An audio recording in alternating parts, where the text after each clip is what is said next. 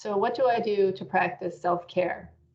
Well, my main self-care technique is exercise. I try and get up every morning and get a sweat on.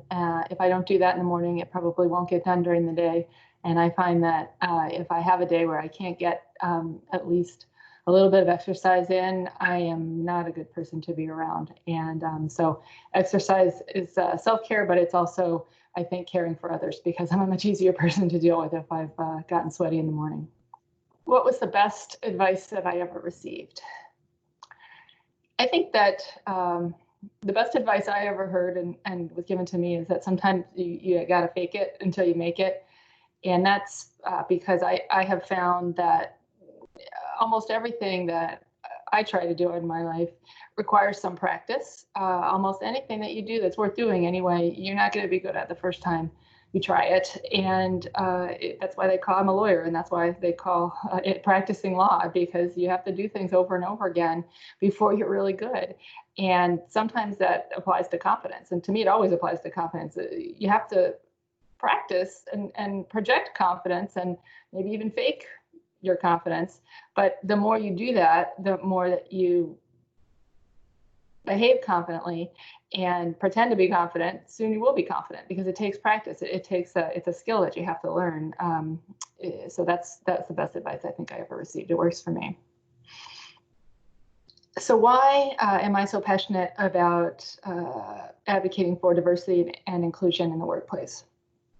That's because I realized that others, people who were in the workforce before I was, typically, or who were my bosses, advocated for me. And if they didn't even if they weren't advocating for me specifically, they were advocating for women. They were advocating to give women a chance in the workplace. And unfortunately, that was what was required, is people who had power to speak and to advocate for change, and to either hire me or to hire a woman, or to allow a woman to go to law school or something of that nature. Somebody had to say that. Somebody had to speak up and advocate for me to be where I am. And so I want to do that for other people. I also realize that women who were in the workforce before I was, and even still, of course, but a lot of women who joined the workforce before I did had to endure a lot worse conditions than I did. And so I think now is my time to try and give back and to advocate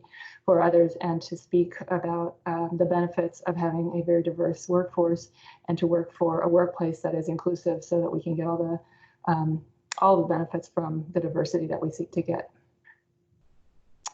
And why should we spend time advocating or encouraging women and young girls to go into the STEM fields?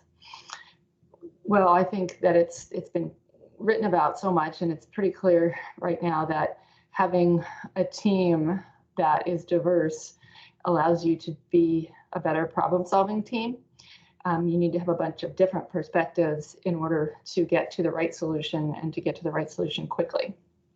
So we need diversity. We need a broader range of insights and life experiences on any team that's trying to solve problems. And I think the world has some big problems right now that many of them are going to need technology to solve. And the company that I work for is a chemical company, and we want to solve some of those problems. We want to use our knowledge of chemistry and of technology to solve the world's problems. And if we want to do that in the best way, in the quickest way, in the most effective way, we need more women in the science technology fields, so that we can get those women to come join us and harness their thinking and make our team more diverse, so that we can solve the world's problems with chemistry better.